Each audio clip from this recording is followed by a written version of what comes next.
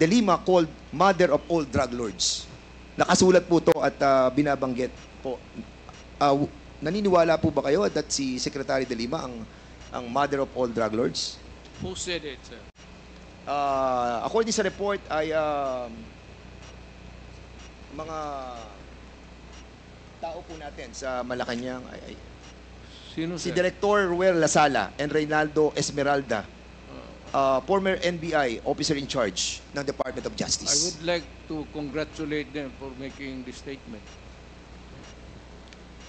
Secretary de Lima, would you agree with the statement of the former president that you are the mother of all drug lords?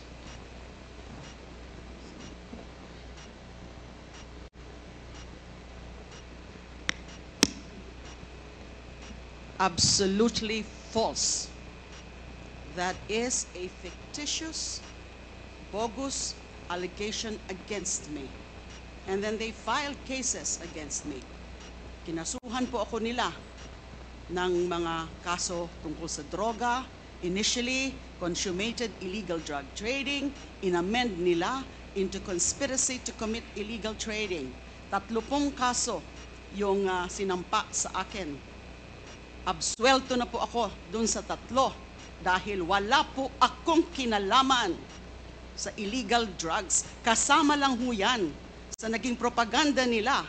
Kasama lang ho yan dun sa mga para meron silang isang figure, a prominent figure, at si Senador De Lima ho yun noong 2016, na doon ang magiging atensyon ng bansa, atensyon ng mundo, na itong babaeng ito ay the mother of all drug lords, the beloved drug trade queen.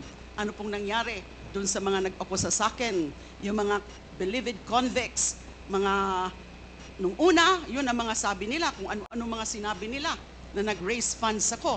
Pero kinalaunan, binabawi ho nila yung kanilang mga akusasyon against me.